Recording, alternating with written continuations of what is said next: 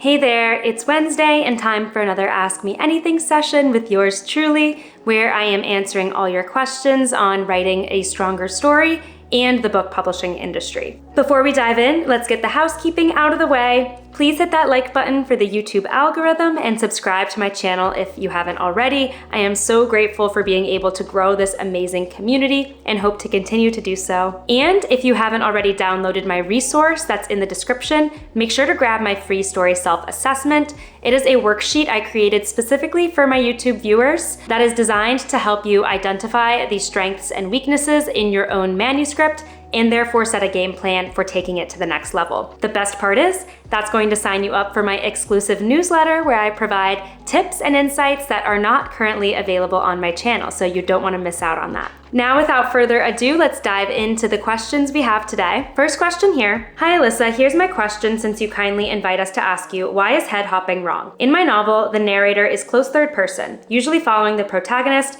then becomes head hopping or omniscient, I can't tell the difference, in some scenes with 4 characters or less, then goes back to close third person in the climax, following the protagonist first, then switching to the villain in the same scene when he's about to be defeated. How does that damage my novel? Is it likely to confuse my readers, or what else is the problem? Clearly, I didn't choose to do it this way, I just didn't know when I wrote it all. I've learned later about narration types.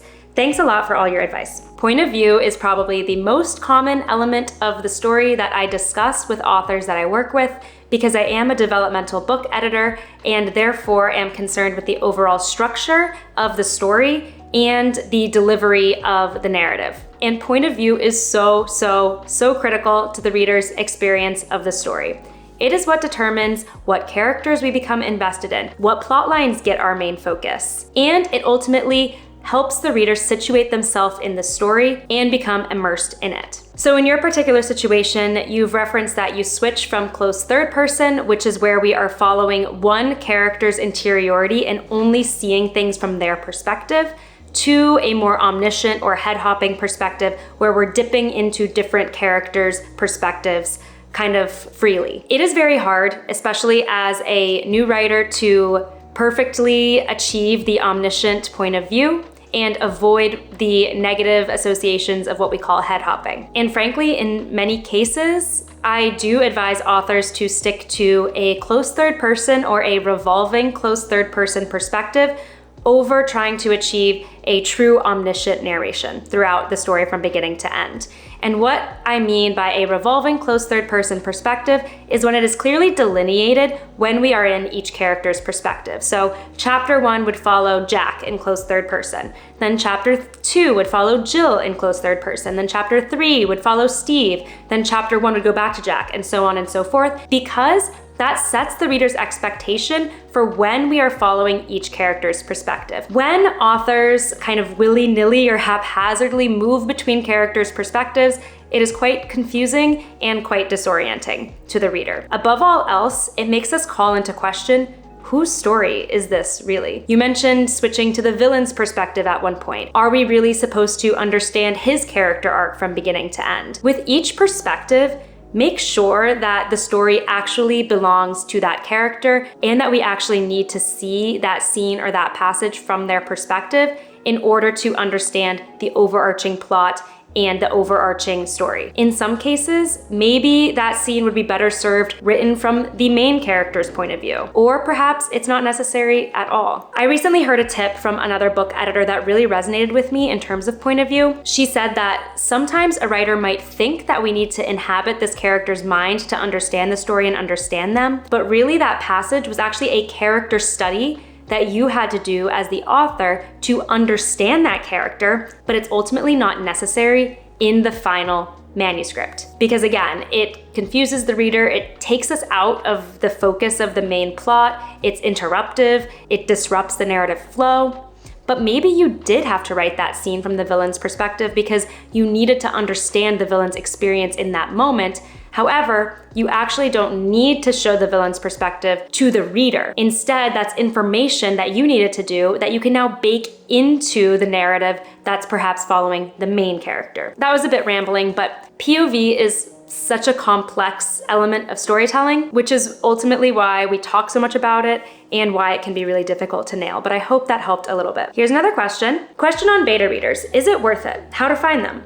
I love sharing my story with friends and family, but I always wonder in the back of my mind if they're not being 100% honest with me. So exactly because of the reason you mentioned, I absolutely believe in the value of beta readers, critique partners, or working with a professional editor. If you are only sharing your story with family or friends, unless you have been upfront with them that you really do need their honest, constructive feedback, it's likely they are going to give you positive feedback, which isn't necessarily going to help you grow as a writer. Also keep in mind that unless your family and friends have specific editorial expertise, they might not actually be able to give you helpful, constructive feedback that allows you to grow as a writer, unless that is something they do and are trained to do. If you are writing for yourself and you have no intention for publishing your stories, then it's not necessary to pursue beta readers or critique partners or professional editors. But if you are serious about your writing craft and you want to grow and potentially publish your stories one day, then I absolutely recommend working with them. Beta readers and critique partners are typically people that you swap manuscripts with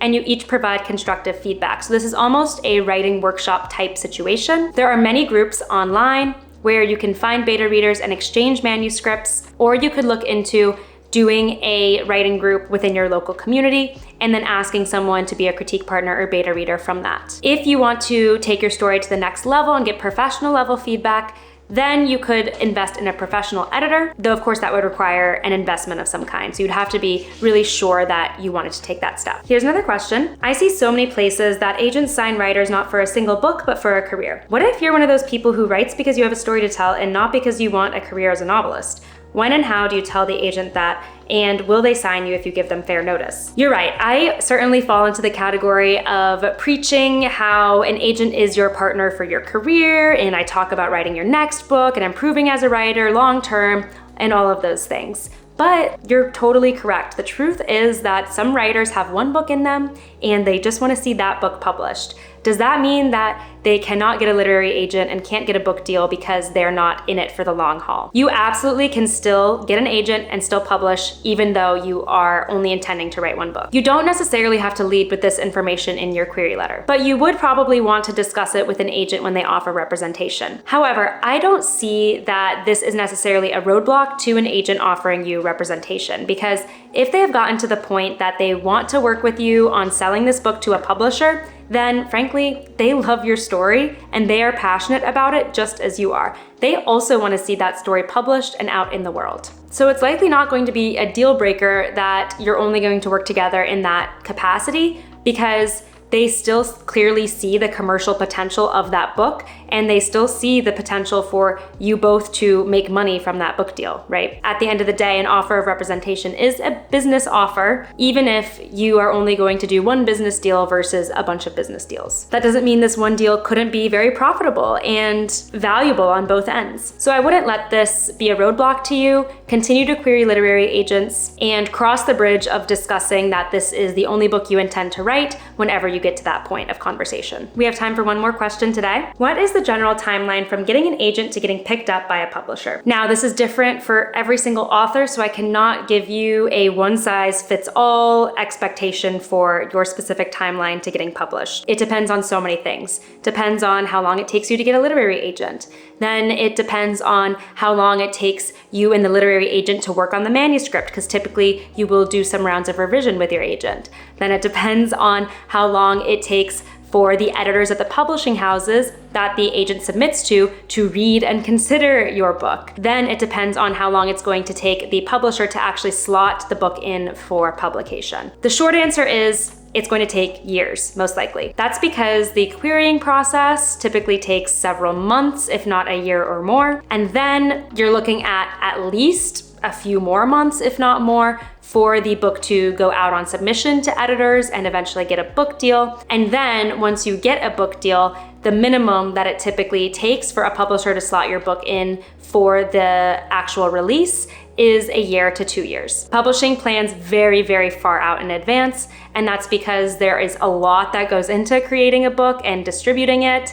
They have to not only get the book manuscript in perfect shape, but then format it, design the cover, do all the marketing and publicity plans, etc. So you're looking at years pretty much at a minimum. That's why I always say, if you want to pursue traditional publishing, you really have to have a lot of patience and perseverance. It does take a long time, but I do see writers come out on the other end feeling so grateful and satisfied with their book. If you have any questions you want me to answer, leave them in the comments here. This is the queue I use when I am going through them, and I'd love to hear what else you guys want to learn more about. If you haven't already, make sure to hit that like button, subscribe, and don't forget the free story self-assessment waiting for you in the description below. Thanks so much for watching, and happy writing.